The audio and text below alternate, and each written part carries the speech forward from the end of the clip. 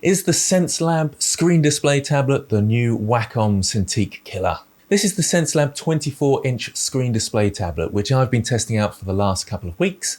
And in this video, I'm going to talk about whether I would choose this over the Wacom Cintiq and other brands for that matter. And at the end of the video, I'll talk about my tablet recommendations for different types of artists, and it does make a difference. So let's start with the cost. The Wacom Cintiq, the 24-inch, is $2,200. The Xencelabs is $1,900.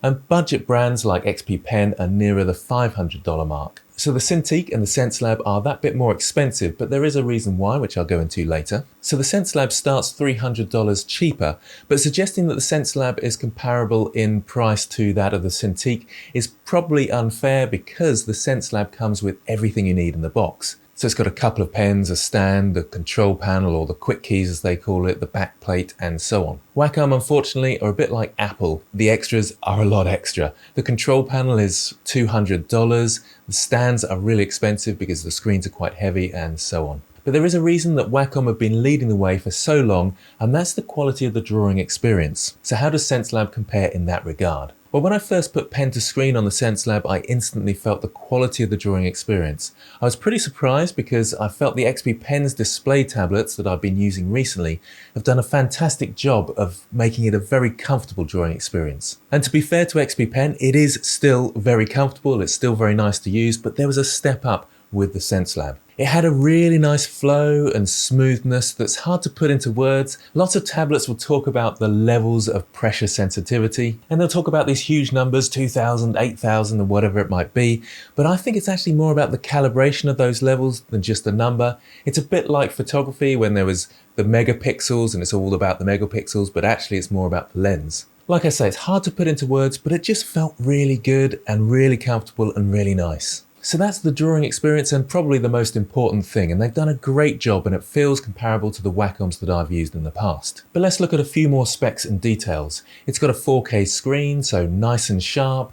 It's got anti-glare, so it's pretty good for well-lit rooms. A wide edge for kind of leaning your arm against. You've got a place to put your pens and controllers. It's got these 3 buttons at the top of the screen to quickly get to the drivers of the pen and the screen. The third button's quite a clever idea. You can use your pen on your second or third monitor. So basically your display tablet becomes a bit like your ordinary tablet, and when you start drawing, your pen moves around on your other screens. Another thing I was impressed with is that the screen doesn't heat up at all. We've literally just had a heat wave here. I've had the computer on all day and it didn't heat up at all. It was really nice and comfortable to work on. It's lightweight at 7 kilograms, so I've been told you can use lots of different monitor arms, so the kind of off-the-shelf cheaper ones, which is great. It's got a back plate already, so it can be attached to those arms without any problems. It's got 2 pens, a thin pen and a thick pen. I personally am a thick pen person, but it comes with a thin pen for those that are used to maybe the Apple Pencil. The other clever thing about this is that you can program the pens differently. So for example, if I'm in Blender, I can use one pen for sculpting, then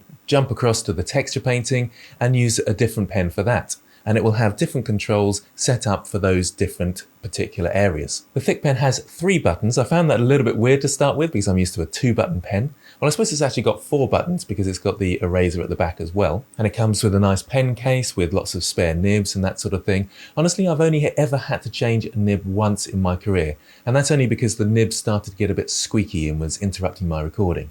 But I'm obviously a very delicate artist. Then there's the control panel, which they call the quick keys. It's got an OLED display and it tells you your programmable buttons, so you can kind of read the text on them, and you can change the names on there as well, which is quite clever. And it's got a huge amount of functionality because you've not only got the 8 buttons on there, but you've got several sets of 8 buttons. So I think it's 44 buttons you can configure in total. The drivers worked well, first time of asking. There was no fiddling about, restarting several times and things like that. And like I say, I've been using it for a few weeks now and it's been flawless in that regard.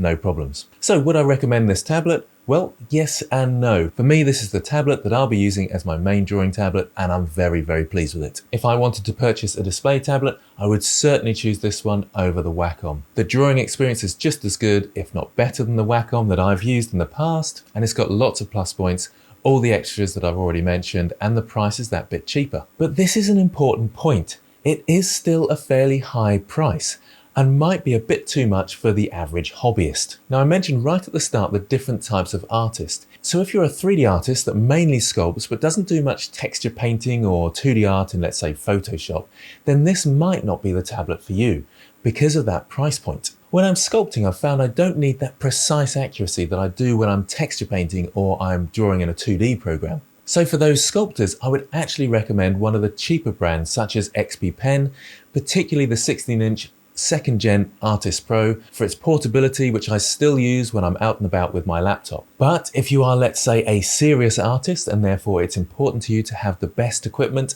then this is definitely the choice for you in my opinion. So thank you to Xencelabs for sending me this fantastic display tablet. And like I say, it's going to be my tablet of choice from now on. I'm very impressed. And thank you out there for watching. I hope this helps, and I'll see you next time.